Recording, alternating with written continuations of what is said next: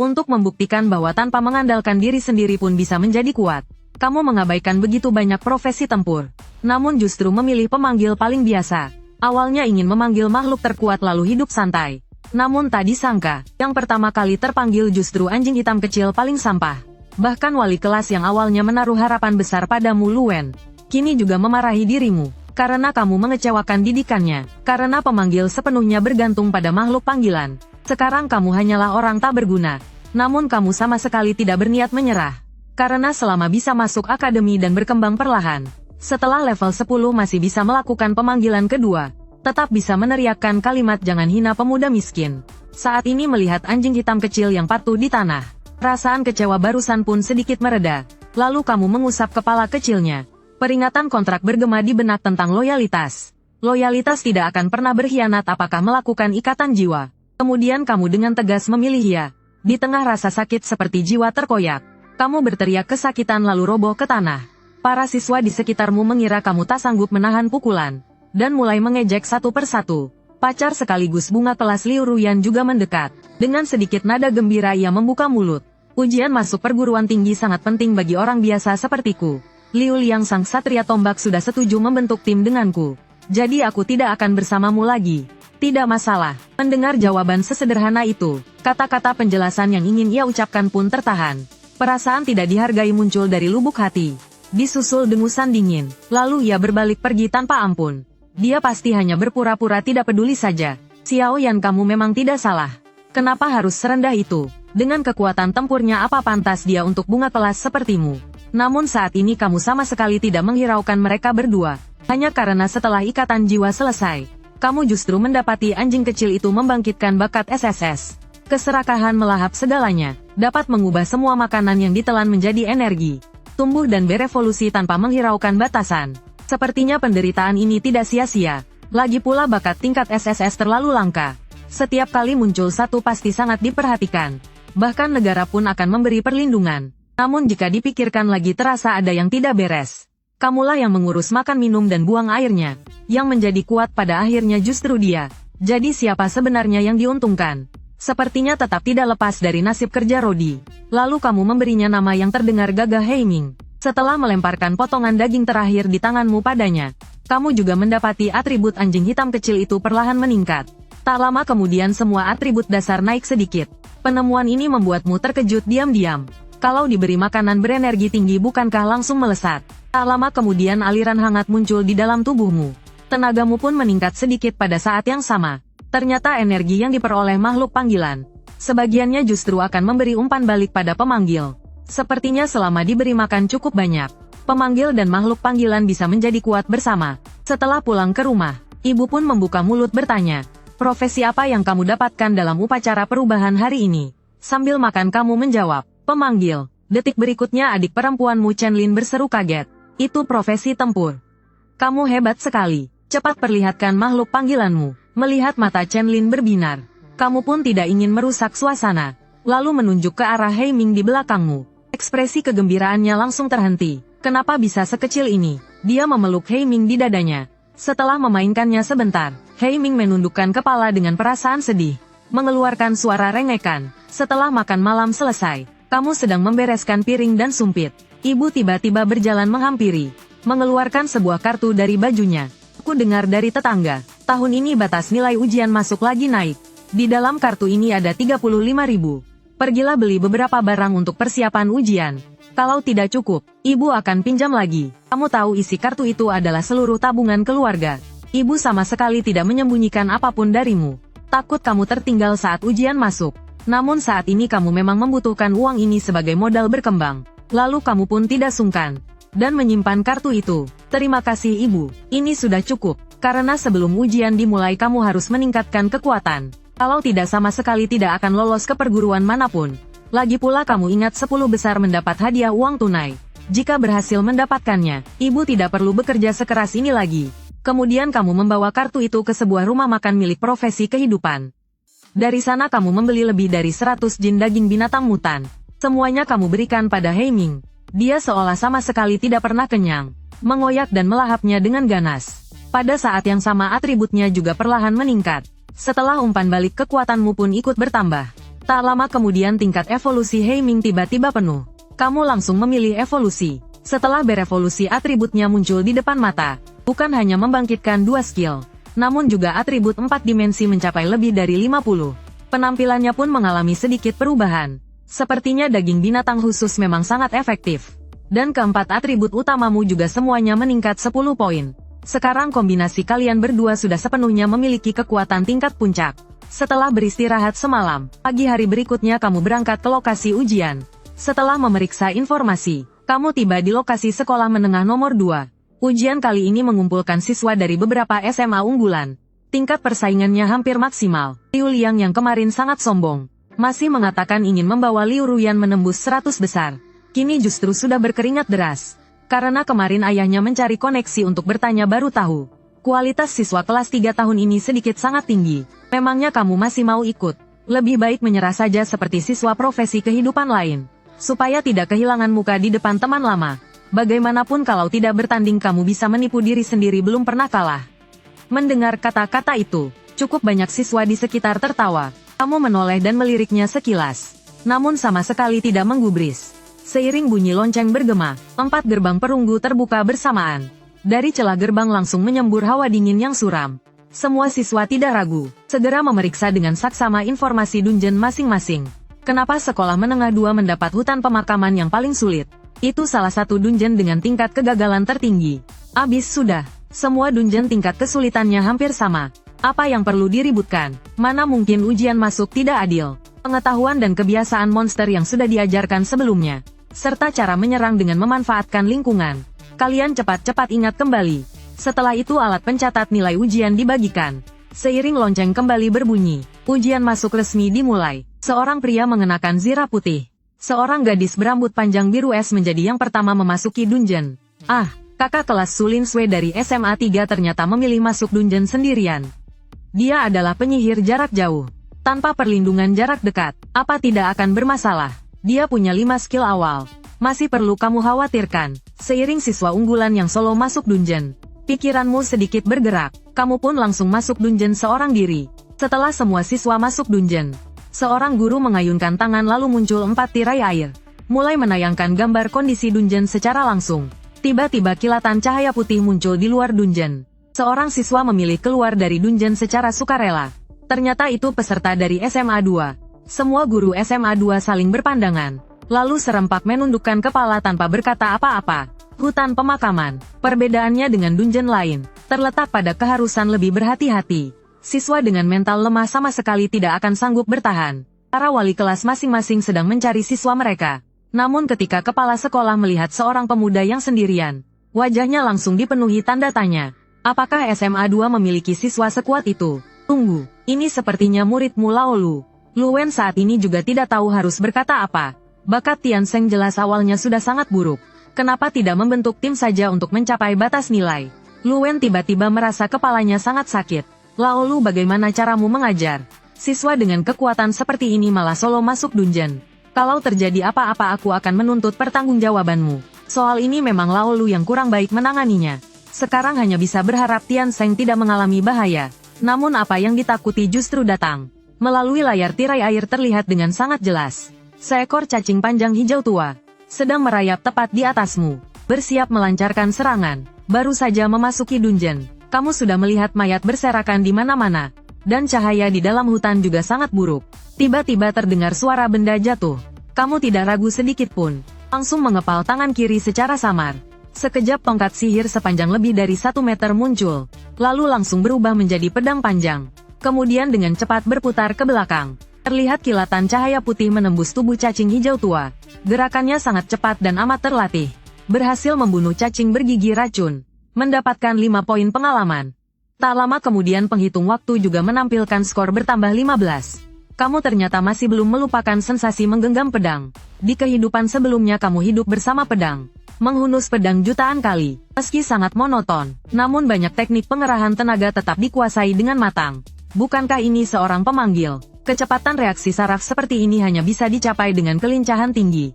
Namun mengandalkan kelincahan tinggi untuk mencapai batas 500 poin. Tetap tidak realistis. Luwen juga tidak dapat memahaminya.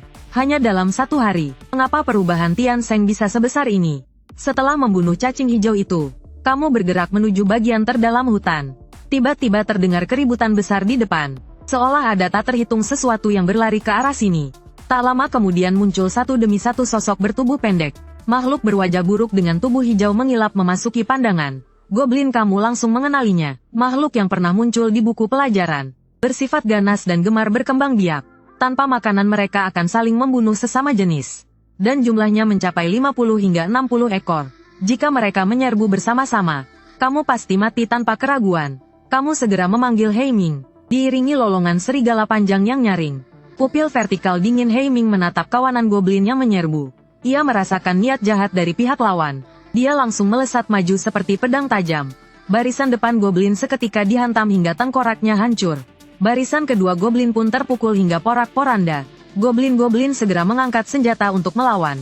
Namun tak disangka senjata yang biasanya ampuh, kini justru kehilangan fungsinya, karena begitu menghantam punggung Heiming. Senjata itu langsung retak dengan suara keras. Cakar Heiming pun dengan cepat menghantam kepala mereka. Sementara kamu menunggu kesempatan untuk menebas. Seiring goblin-goblin satu persatu tumbang, bahkan monster berotak rendah sekalipun mulai merasakan ketakutan naluriah, dan berhamburan melarikan diri tanpa arah. Kamu memerintahkan Heiming terus mengejar dan membunuh. Sementara kamu sendiri menyerang goblin terdekat. Mereka ditakdirkan hanya menjadi nutrisi Heiming. Di tribun penonton luar arena, saat seseorang melihatmu dikepung goblin, perhatian banyak orang langsung tertuju ke sana. Hampir semua mengira siswa ini akan tersingkir. Namun tak disangka satu manusia satu hewan justru membuat goblin kabur tercerai-berai. Kepala sekolah pun langsung naik darah. Bagaimana kalian menilai kekuatan siswa? Makhluk panggilan seperti ini kalian nilai sebagai lemah. Coba jelaskan padaku apa itu yang disebut kuat. Luwen saat ini kepalanya berdengung. Ini sama sekali berbeda dari anak anjing kecil kemarin. Jika melihat situasi seperti ini hanya ada satu kemungkinan, yaitu bakat pertumbuhan makhluk panggilan itu sangat kuat. Kepala sekolah pun langsung bersemangat. Apakah SMA kedua akhirnya akan memiliki jenius sejati? Cek berapa poinnya sekarang. Guru perempuan di samping melirik alat penghitung poin. Sekarang skornya adalah 560 poin.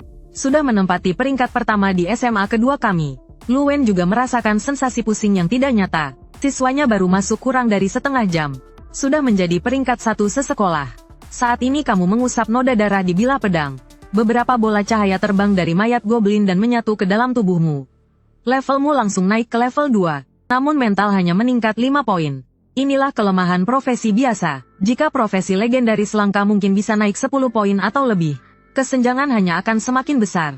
Namun teringat bisa memperkuat diri lewat umpan balik Heiming. Perasaan itu langsung tidak terlalu berat. Setelah Heiming memakan abis mayat goblin yang berserakan di tanah, kamu pun segera memanggilnya. Ada urusan besar. Ayo pergi. Perburuan sekarang baru benar-benar dimulai. Karena goblin adalah spesies yang hidup berkelompok. Karena di sini ada pasukan mereka, maka sarang utama pasti ada di dekat sini. Tak disangka kalian berdua maju sekitar 10 menit, namun tidak menemukan satupun monster. Tiba-tiba beberapa tombak tulang melesat dari kejauhan. Hutan yang semula sunyi mendadak bergetar. Satu persatu goblin bermunculan dari segala arah sambil berteriak. Sambil mengayunkan senjata dan menyerbu. Pedang panjang langsung muncul. Setelah menepis tombak tulang, kamu memutar tubuh dan seketika menebas kepala seekor goblin. Sekaligus menendang yang di samping hingga terpental. Menyebabkan beberapa goblin ikut tumbang. Heiming juga menerjang pasukan goblin dan mulai mencabik. Seiring semakin banyak mayat goblin, di barisan belakang muncul belasan goblin dengan warna berbeda. Di tribun penonton luar arena, sekelompok guru yang menatap tirai air ikut menahan napas. Tak disangka muncul goblin api dan goblin es. Dia tidak akan tumbang di sini kan? Namun selanjutnya mereka justru menyadari bahwa rasa tegang itu sepenuhnya tidak perlu. Saat kamu menyadari warna kulit mereka berbeda, alarm bahaya langsung meraung di hatimu. Saat ini semua goblin seakan menemukan pemimpin. Tidak lagi menyerang tanpa aturan. Seiring goblin api mulai melantunkan mantra, bola-bola api seukuran kepalan tangan melesat ke arahmu. Namun semuanya berhasil kamu hindari dengan beberapa gerakan kilat. Bersamaan itu kamu mengulurkan tangan dan mencekik leher goblin. Di bawah tatapan matanya yang penuh ketakutan, kamu melemparkannya ke udara, ke arah bola api yang melesat. Aku langsung berubah menjadi pelempar goblin. Melempar goblin satu persatu seperti peluru meriam. Menghantam goblin api. Semua siswa yang menyaksikan adegan ini dari luar terperangah. Ternyata bisa dimainkan seperti ini. Wali kelas Luwen juga tertegun. Metode serangan seperti ini sepertinya belum pernah diajarkan. Saat ini kamu membuat goblin api kalang kabut. Begitu mereka merapal mantra serangan justru mengenai sesama. Namun jika tidak merapal mantra mereka akan dibunuh. Dalam tarik ulur kekacauan itu, He Ming sudah memutar ke belakang dan menghancurkan mereka satu persatu. Lebih dari 100 goblin, kini hanya tersisa beberapa yang sendirian. Mereka hanya bisa memilih untuk melarikan diri. Namun kali ini kamu tidak membasmi hingga tuntas. Kamu hanya mengikuti mereka dari kejauhan, bersiap menghancurkan sarang utama mereka secara langsung. Saat para goblin masuk ke sebuah gua, setelah berpikir sejenak kamu pun mengikutinya masuk. Di dalamnya gelap gulita, hampir tidak bisa melihat apapun. Sesekali kakimu menginjak sisa tulang belulang yang telah dimakan. Tiba-tiba beberapa sosok kecil kurus menerjang ke arahmu. Kamu refleks mencabut pedang dan menebas ke depan. Goblin itu terbelah dua begitu menyentuh tanah. He Ming juga menelan dua ekor di samping. Tiba-tiba di tikungan lorong muncul banyak cahaya api. Pandangan pun menjadi semakin terang. Setelah melihat jelas raut wajahmu berubah drastis, kamu langsung mundur. Terlihat banyak sosok buruk rupa merayap memenuhi dinding batu di atas. Menyeringai memperlihatkan taring sambil menatap ke depan. Detik berikutnya, mereka menerjang turun seperti hujan bunga pir. Kamu segera menggunakan skill pembesaran hewan panggilan. Tubuh He Ming langsung membesar hingga lebih dari 4 meter. Ia menerjang ke depan sambil menghantam goblin. Sekelilingnya langsung turun hujan goblin. He Ming memanfaatkan celah saat mereka pingsan setelah jatuh. Seiring pembersihan dalam keadaan membesar oleh He Ming, kamu juga ikut bekerja sama membersihkan. Setelah maju ke depan sejauh beberapa jarak, tiba-tiba terdengar raungan besar. Seekor monster raksasa seukuran bangunan kecil perlahan mengeluarkan kepalanya. Melihat para goblin pencari makanannya hampir musnah, matanya seketika memerah dan menatap tajam ke arahmu. Kamu hanya merasakan hembusan angin amis menerpa. Dengan panik kamu memeriksa atribut lawan. Ternyata itu adalah bos troll. Sebelum sempat sadar, lawan sudah melancarkan serangan menerjang. Di dalam gua terasa tanah ikut bergetar. Namun meski menghadapi troll yang jauh lebih mengerikan, He Ming tetap menerjang tanpa rasa takut. Tanpa sedikit pun keraguan, ia mendarat lebih dulu di tubuh troll. Namun hanya meninggalkan 4 luka goresan dangkal. Troll menghemam marah lalu mengamuk mencengkeram kepala He Ming dan menghantamkannya keras ke dinding batu. Pada saat yang sama tubuh raksasanya menghantam turun. Melihat He Ming ditekan, kamu segera menggunakan bakat hewan panggilan. Skill penguatan. Seorang pemanggil memiliki 3 skill. Skill pemanggilan, penguatan dan pemulihan. Sebelumnya belum pernah bertemu musuh sekuat ini. Kali ini bisa dibilang semua cara sudah dikerahkan. Saat skill penguatan mulai berlaku, He Ming langsung membanting troll ke tanah. Dalam pertarungan sengit yang sulit dipisahkan, kamu menggunakan skill pemulihan, sambil mengerahkan seluruh tenaga untuk serangan penutup. Akhirnya darah troll terkikis hingga tersisa ratusan poin. Beberapa siswa di sekitar juga mendengar keributan itu. Bos hutan tulang belulang level terendahnya saja adalah 12. Tim mana yang memiliki kekuatan tempur sehebat ini? Saat ini sebuah tim kecil beranggotakan 3 orang datang setelah mendengar kabar. Berniat membantu sambil berharap mendapat bagian. Namun saat tiba di lokasi mereka semua tertegun. Karena yang bertarung dengan bos bukanlah satu tim penuh melainkan hanya dirimu sendiri. Saat ini kamu menggunakan pedang di dalam tongkat untuk menebas terakhir. Bar darah di atas kepala troll berubah dari 1 menjadi 0. Pedang di dalam tongkat di tanganmu menandakan identitasmu sebagai pemanggil. Tidak satupun siswa di sekitar berani ikut campur. Liu Liang dan Liu Ruyan juga ada di sana. Keduanya menatap ke depan dengan mulut ternganga. Anjing hitam kecil ini dalam 1 hari berubah menjadi seperti ini. Saat itu tim lain beranggotakan 4 orang mendekat. Itu adalah Zhao Huyang dari kelas unggulan. Tak disangka sekolah kita memiliki orang sekuat dirimu. Aku lihat makhluk panggilanmu terluka parah. Apakah perlu bantuan kami untuk menyembuhkan? Tim kami punya pendeta suci dengan kemampuan penyembuhan yang sangat kuat.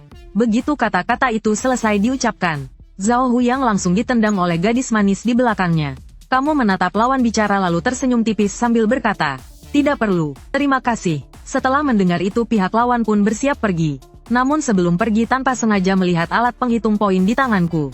5.320 poin. Zhao Huyang hampir tak bisa menahan umpatan. Pada saat itu, Liu Ruyan justru berjalan mendekat dengan wajah memerah. Begitu sampai di depan, pupil merah darah He Ming menatap dingin ke arahnya. Liu Ruyan seketika merasa seperti jatuh ke dalam es. Kakinya melemas dan tidak bisa digerakkan. Dengan tatapan menyedihkan dia menoleh ke arahmu. Kamu bahkan tidak menoleh untuk melihatnya. Berbalik badan lalu kembali ke dalam gua. Membiarkan He Ming terus memakan dan memperkuat diri. Setelah semua monster dimakan oleh He Ming, lapisan kepompong energi membungkus tubuhnya. Sepertinya evolusi kali ini jauh melampaui daging monster sebelumnya. Hanya saja belum tahu seperti apa kekuatan tempurnya setelah keluar. Setelah beberapa waktu, tiba-tiba sepasang cakar tajam merobek kepompong cahaya. Heiming yang keluar tubuhnya kembali membesar. Bahkan bulu hitam legamnya tampak benar-benar baru. Bahkan pupil matanya berubah menjadi merah darah. Pada saat yang sama kamu juga menerima pemberitahuan. Stamina selamat makhluk panggilan memperoleh skill baru intimidasi. Stamina selamat memperoleh bakat baru api. Melihat efek peningkatan yang begitu mengerikan, kamu pun tercengang dalam hati. Segera membuka panel status. Terlihat atribut dasarnya sudah melampaui angka 100. Sepertinya nanti saat menungganginya kecepatan bisa mencapai 280. Tiba-tiba sistem dungeon mulai menyiarkan pengumuman. Waktu ujian masuk perguruan tinggi tersisa 1 jam terakhir. Silakan semua peserta melakukan sprint terakhir. Setelah mendengar pengumuman itu, kamu langsung menunggangi Heiming menuju wilayah Raja Pohon Terpilin. Dia adalah bos tingkat puncak di hutan tulang belulang. Sebelum perubahan kelas pertama dia termasuk penguasa tingkat T1. Guru perempuan kelas unggulan berkata dengan cemas. Apakah ini terlalu berisiko? Bos ini jauh lebih kuat dari troll di semua aspek.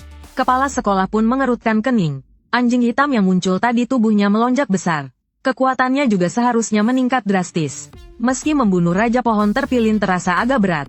Namun berani datang berarti dia punya tingkat keyakinan tertentu. Wali kelas saat ini melihat skor mengerikan Sulin Sui dari SMA 1. Tak bisa menahan diri untuk menghela napas. Ingin Tian Seng melampaui lawan sepertinya masih sulit. Selisih lebih dari 7.000 poin benar-benar terlalu jauh. Lagi pula sekali dia mengeluarkan satu skill. Monster langsung tumbang berderet. Setelah menghela napas, wali kelas kembali memusatkan perhatian ke layar air.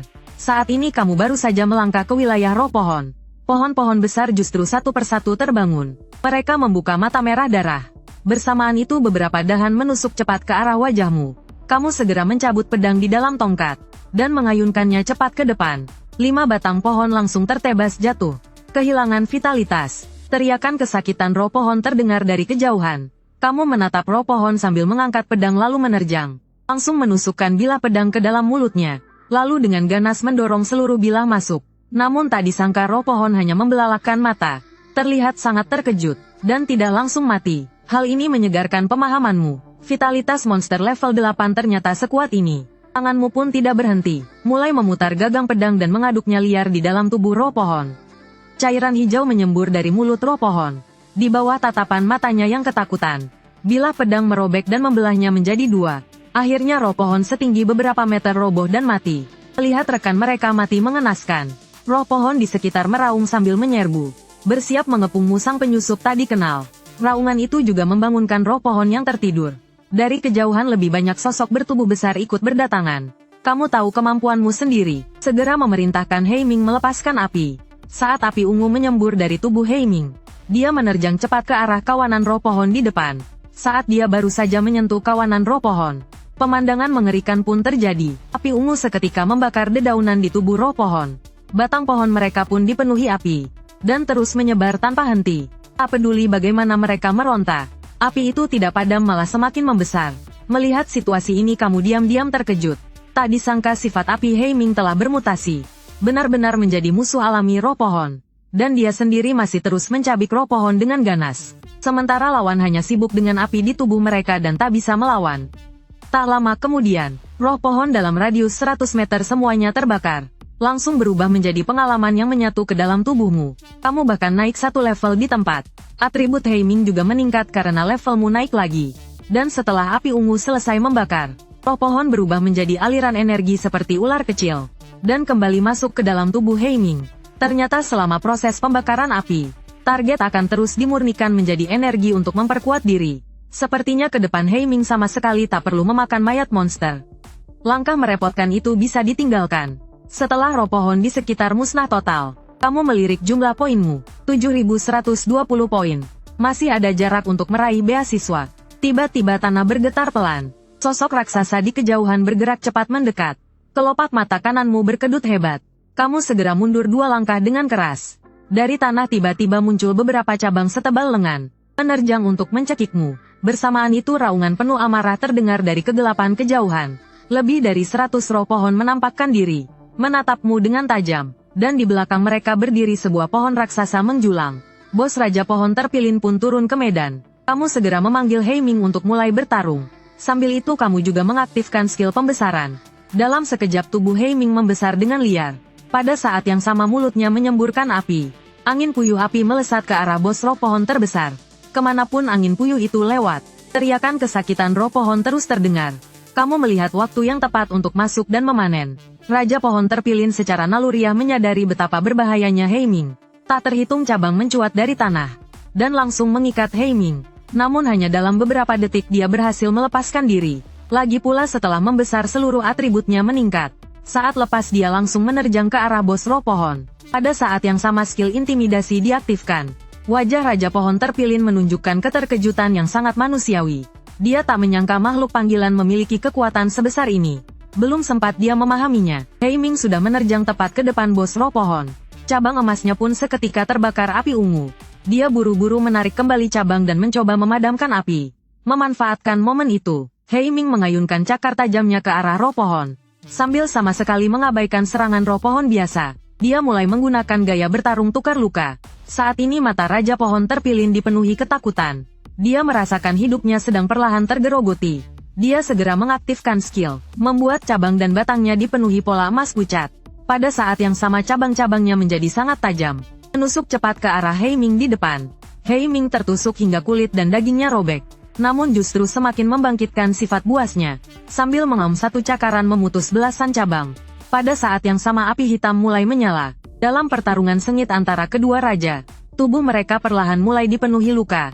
Namun Heiming menunjukkan sikap bertarung sampai mati. Hal ini benar-benar membuat Raja Pohon mulai ketakutan. Api hitam terus menggerogoti tubuhnya. Cabang emasnya pun semakin berkurang. Kemudian Raja Pohon mengaum keras hingga mengguncang langit. Gaungnya menyebar hingga ribuan meter. Semua pohon tiba-tiba meloncat keluar dari tanah. Hal ini membuat hatimu terkejut. Dengan susah payah baru membersihkan satu area. Ternyata masih datang lebih banyak lagi. Benar-benar tak ada habisnya. Namun Heiming justru tampak sangat bersemangat.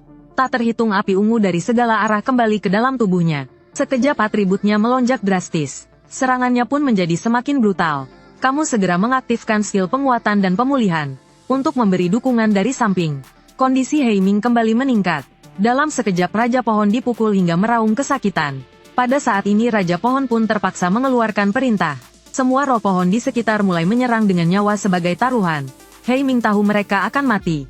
Namun tetap menyerang demi menunda waktu. Api ungu Heiming kembali meledak. Langsung membakar seluruh roh pohon yang mengepung. Cahaya api menjulang ke langit. Hal ini membuat tim lain di wilayah roh pohon melihat kobaran api.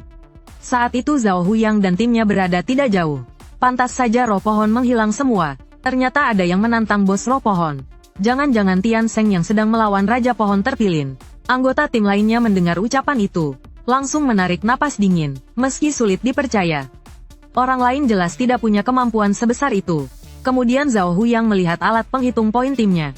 Angka yang tertera hanya 1.700 poin. Jumlah roh pohon terlalu banyak. Dia pasti sulit menahannya. Pendeta Gu Fei di sampingnya sedikit membelalak mendengar ini. Kamu tidak berniat pergi membantunya kan? Dua orang lainnya melihat situasi ini dan segera menggeleng. Ini tidak bisa. Bagaimana jika saat kita sampai dia sudah tumbang? Bukankah itu berarti kita semua akan tersingkir bersama? Namun Zhao Huyang menganalisis dengan tenang. Makhluk panggilan Tian Seng bisa duel 1 lawan 1 dengan troll. Maka menahan Raja Pohon terpilin untuk sementara seharusnya bukan masalah. Kita tinggal farm point sampai cukup 2000. Meski menyerah dari dungeon tetap bisa masuk universitas top. Orang-orang lain terdiam sejenak, dan akhirnya menyetujui dengan terpaksa. Setelah itu, rombongan itu mulai berlari sekuat tenaga menuju titik ledakan cahaya api.